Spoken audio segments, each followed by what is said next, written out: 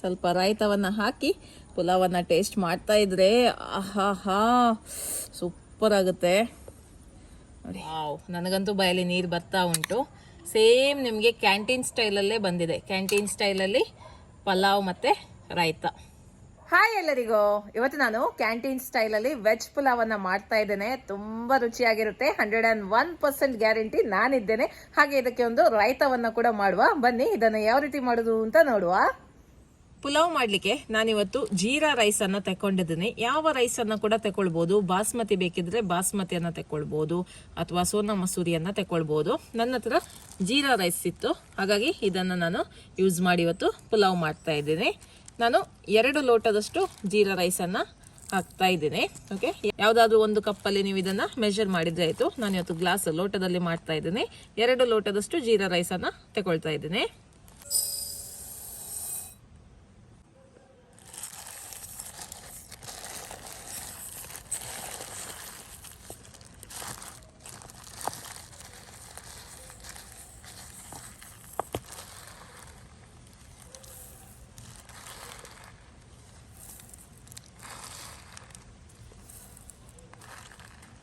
ಎರಡು ಲೋಟ. ಇದಕ್ಕೆ ನೀರನ್ನು ಹಾಕಿ ಚೆನ್ನಾಗಿ ತೊಳಿಬೇಕು.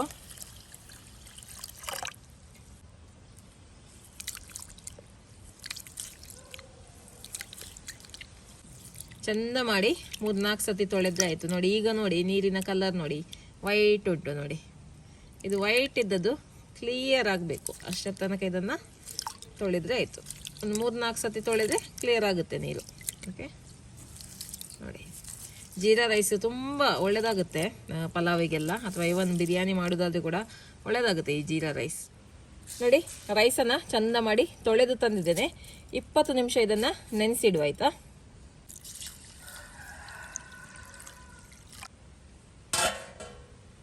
ಈಗ ಮಸಾಲೆಯನ್ನು ರೆಡಿ ಮಾಡುವ. ನೋಡಿ, ಇಲ್ಲಿ ನಾನು 2 ಕಪ್ಪಷ್ಟು ಕೊತ್ತಂಬರಿ ಸೊಪ್ಪನ್ನು ತಗೊಂಡಿದ್ದೇನೆ, 1 ಕಪ್ಪಷ್ಟು ಪುದೀನಾ ಸೊಪ್ಪು, 4-5 ಹಸಿಮೆಣಸಿನ್ಕಾಯಿ ನೋಡ್ಕೊಂಡು ನೀವು ಹೆಚ್ಚು ಕಡಿಮೆ ಮಾಡಿದ್ರೆ ಆಯಿತು. ಓಕೆ, 4 ಎಸಳು ಬೆಳ್ಳುಳ್ಳಿ, ಇದು ಸ್ವಲ್ಪ ದೊಡ್ಡದು ಉಂಟು ನೋಡಿ ಸೈಜಲ್ಲಿ, ಹಾಗೆ 4 ತಗೊಂಡಿದ್ದೇನೆ. ಚಿಕ್ಕದಾದರೆ 6 ತಗೊಳ್ಳಿ. ಅರ್ಧ ಇಂಚಷ್ಟು ಶುಂಠಿ, ಹಾಗೆ 2 ಟೇಬಲ್ ಚಮಚದಷ್ಟು ಗೋಡಂಬಿಯನ್ನು ತಗೊಂಡಿದ್ದೇನೆ. ಗೋಡಂಬಿ ಇಲ್ಲ ಅಂತ ಆದರೆ ನೀವು ಕಾಯಿ ತುರಿಯನ್ನು ಸಹ ಹಾಕ್ಬೋದು, 1/4 ಕಪ್ಪಿನಷ್ಟು ಕಾಯಿ ತುರಿಯನ್ನು ಸಹ ಹಾಕ್ಬೋದು. ಓಕೆ, ಇದನ್ನ ನೈಸಾಗಿ ರುಬ್ಬಿ ಪೇಸ್ಟ್ ಮಾಡಿ ತರುವ. ಓಕೆ, ಈಗ ಪಲಾವ್ ಮಾಡಲಿಕ್ಕೆ 3 ಟೇಬಲ್ ಚಮಚದಷ್ಟು ತುಪ್ಪ ಅಥವಾ ಎಣ್ಣೆಯನ್ನು ಹಾಕಿಕೊಳ್ಳಿ. ನಾನಿಲ್ಲಿ 3 ಟೇಬಲ್ ಚಮಚದಷ್ಟು ತುಪ್ಪವನ್ನು ಹಾಕಿದ್ದೇನೆ. 2 ಲವಂಗದ ಎಲೆ, 1 ನಕ್ಷತ್ರ, 4 ತುಂಡು ಚಕ್ಕೆಯನ್ನು ಹಾಕ್ತಾ ಇದ್ದೇನೆ, 5 ಲವಂಗ, 1/4 ಚಮಚದಷ್ಟು ಪೆಪ್ಪರ್.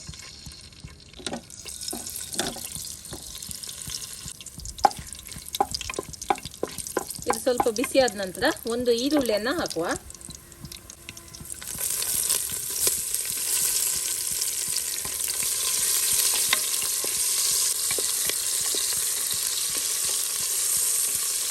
ನೋಡಿ, ಈರುಳ್ಳಿ ಸಾಫ್ಟ್ ಆಗ್ತಾ ಬಂತು. ಈ ಸಮಯದಲ್ಲಿ ನಾನು 1 ಟೇಬಲ್ ಚಮಚದಷ್ಟು ಗೋಡಂಬಿಯನ್ನು ಹಾಕ್ತಾ ಇದ್ದೀನಿ.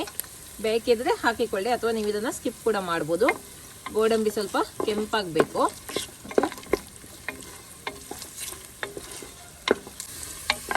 ನೋಡಿ, ಈರುಳ್ಳಿ ಈಗ ಕೆಂಪಾಯಿತು, ಗೋಡಂಬಿ ಕೂಡ ಕೆಂಪಾಯಿತು. ಈ ಸಮಯದಲ್ಲಿ ನೋಡಿ 1 ಟೊಮೆಟೊವನ್ನು ಹಾಕ್ತಾ ಇದ್ದೀನಿ.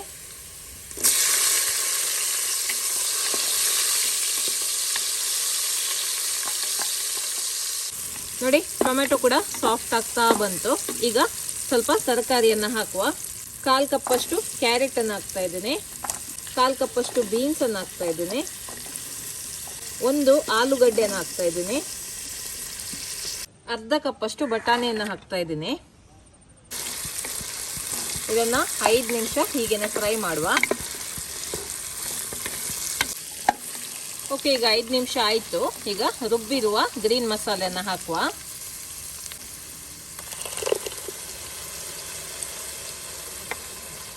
ಸ್ವಲ್ಪ ಜಾರ್ ತೊಳೆದ ನೀರು, ಜಾಸ್ತಿ ಹಾಕೋದು ಬೇಡ, ಸ್ವಲ್ಪ ಹಾಕಿದ್ರೆ ಆಯಿತು. ಓಕೆ, ಈಗ ಚೆನ್ನಾಗಿ ಮಿಕ್ಸ್ ಮಾಡುವ. ಒಳ್ಳೆ ಕುದಿ ಬರಬೇಕಿದು, ಮಸಾಲೆ ಚೆನ್ನಾಗಿ ಮಿಕ್ಸ್ ಆಗಬೇಕು. ಒಳ್ಳೆ ಒಂದು ಕುದಿ ಬರಲಿ. ನೋಡಿ, ಕುದಿ ಬರ್ತಾ ಉಂಟು. ಈಗ 2 ಟೇಬಲ್ ಚಮಚದಷ್ಟು ಮೊಸರನ್ನು ಹಾಕ್ತಾ ಇದ್ದೀನಿ. ಚೆನ್ನಾಗಿ ಇದನ್ನು ಮಿಕ್ಸ್ ಮಾಡುವ.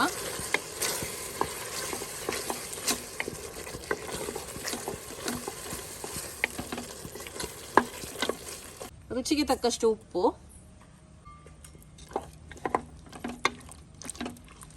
ಈಗ ನೆನೆಸಿರುವಂಥ ಜೀರಾ ರೈಸನ್ನು ಹಾಕುವ.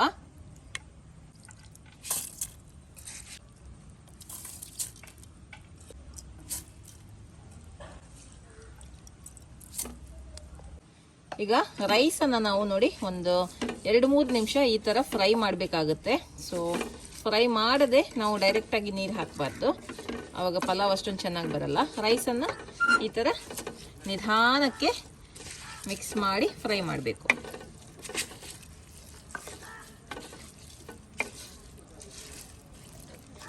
ಮಸಾಲ ಜೊತೆ ರೈಸ್ ಚೆಂದ ಮಾಡಿ ಮಿಕ್ಸ್ ಆಗಬೇಕು. ಈಗ ನೋಡಿ ಇದಕ್ಕೆ 2 ಲೋಟದಷ್ಟು ನೀರನ್ನು ಹಾಕ್ತಾ ಇದ್ದೀನಿ. ಬಿಸಿ ನೀರನ್ನು ಹಾಕ್ತಾ ಇದ್ದೀನಿ, ಇಲ್ಲಾಂದರೆ ಈ ರೈಸ್ ಸ್ವಲ್ಪ ಚಿಕ್ಕದುಂಟಲ್ಲ ಬೇಗ ತಳ ಹಿಡಿಯುತ್ತೆ, ಹಾಗಾಗಿ ಬಿಸಿ ನೀರನ್ನೇ ಹಾಕ್ತಾ ಇದ್ದೀನಿ. ಓಕೆ, 2 ಲೋಟದಷ್ಟು ಸಾಕಾಗ್ತದೆ. ಒಮ್ಮೆ ಮಿಕ್ಸ್ ಮಾಡುವ. ಉಪ್ಪೆಲ್ಲ ಸರಿ ಉಂಟಾ ಅಂತ ನೋಡ್ಕೊಳ್ಳಿ, ಕಡಿಮೆ ಆದ ಇವಾಗಲೇ ಹಾಕಿಕೊಳ್ಳಿ. ಹಾಗೆ ಇದಕ್ಕೆ ಅರ್ಧ ನಿಂಬೆ ರಸವನ್ನು ಹಾಕುವ.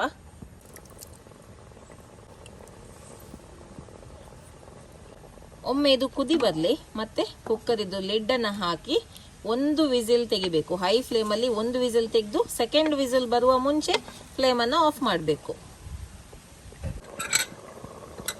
ಕುದಿ ಬರ್ತಾ ಉಂಟು, ಲಿಡ್ಡನ್ನು ಹಾಕುವ. 1 ವಿಸಿಲ್ ಆಗಿ 2ನೇ ವಿಸಿಲ್ ಬರುವ ಮುಂಚೆ ಫ್ಲೇಮನ್ನು ಆಫ್ ಮಾಡಿದ್ರೆ ಆಯಿತು. ಓಕೆ, ಈಗ ಇದನ್ನು ಓಪನ್ ಮಾಡಿ ನೋಡುವ.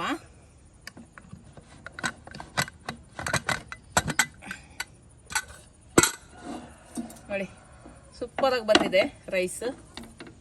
ನೋಡ್ಬೋದು, ಉದುರಾಗಿ ಬಂದಿದೆ, ಒಳ್ಳೆ ರೀತಿಯಲ್ಲಿ ಬೆಂದಿದೆ ರೈಸ್. ನೋಡಿ, ಚಿಕ್ಕ ರೈಸ್ ಆದರೂ ಕೂಡ ತುಂಬಾ ಚೆನ್ನಾಗಿ ಬಂದಿದೆ.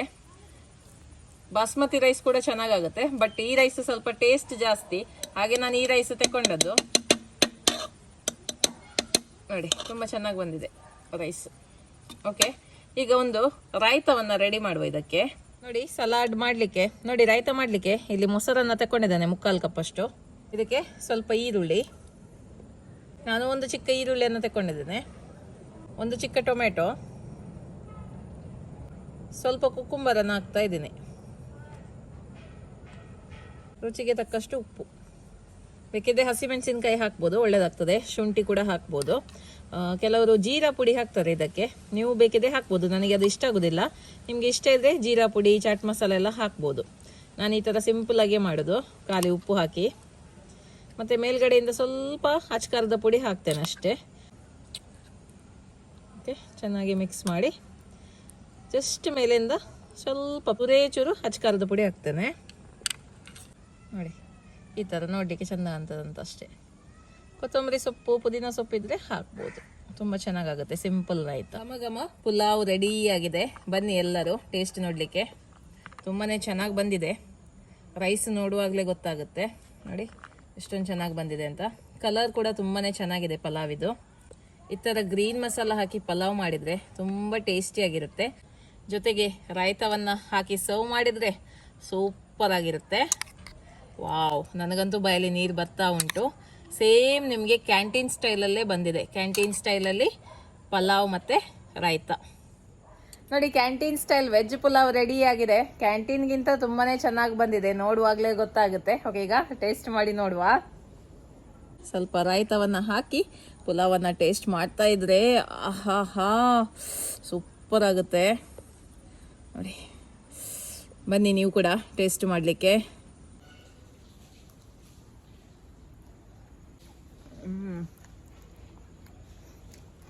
ರಾಯ್ತಕ್ಕೆ ನಾವು ಈರುಳ್ಳಿ ಟೊಮೆಟೊ ಎಲ್ಲ ಹಾಕಿದ್ದಲ್ಲ, ಅದು ಬಾಯಿಗೆ ಕಚ್ಚಲಿಕ್ಕೆ ಸಿಕ್ಕುವಾಗ ಒಳ್ಳೇದಾಗ್ತದೆ, ಕರುಮ್ ಅಂತ.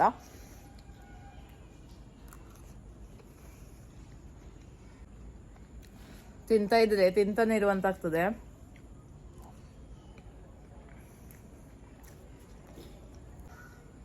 ಖಂಡಿತವಾಗ್ಲೂ ನೀವು ಮನೇಲಿ ಇದನ್ನೊಮ್ಮೆ ಬ್ರೇಕ್ಫಾಸ್ಟ್ಗೆ ಟ್ರೈ ಮಾಡಿ. ತುಂಬ ಈಸಿ, 10 ನಿಮಿಷದಲ್ಲಿ ಆಗುತ್ತೆ. ಯಾವ ರೈಸ್ ತಗೊಳ್ಬೋದು, ಜೀರಾ ರೈಸೇ ಬೇಕಂತಿಲ್ಲ, ಬಾಸ್ಮತಿ ರೈಸ್ ಸೋನಾ ಮಸೂರಿ ಕೂಡ ಆಗ್ತದೆ. ಆದರೆ ಒಮ್ಮೆ ಈ ರೀತಿ ನಾನು ಹೇಳಿದಾಗೆ ಗ್ರೀನ್ ಮಸಾಲೆ ಎಲ್ಲ ಹಾಕಿ ಪುಲಾವನ್ನು ಮಾಡಿ ನೋಡಿ, ರುಚಿಯನ್ನು ಮರಿಲಿಕ್ಕಿಲ್ಲ, ಅಷ್ಟೊಂದು ಚೆನ್ನಾಗಿರುತ್ತೆ. ಗ್ಯಾರಂಟಿ ಒಬ್ಬೊಬ್ಬರು ಒಂದೊಂದು ಪ್ಲೇಟ್ ಪುಲಾವನ್ನು ಖಾಲಿ ಮಾಡ್ತಾರೆ. ಚಾಲೆಂಜ್ ನಾನು ಇದ್ದೇನೆ. ಓಕೆ, ಇವತ್ತಿನ ಈ ರೆಸಿಪಿ ನಿಮಗೆ ಇಷ್ಟ ಆಯ್ತಲ್ವಾ? ಓಕೆ, ಇನ್ನು ಮುಂದಿನ ವಿಡಿಯೋದಲ್ಲಿ ಸಿಗ್ತೀನಿ. ಅಲ್ಲಿ ತನಕ ಬಾಯ್.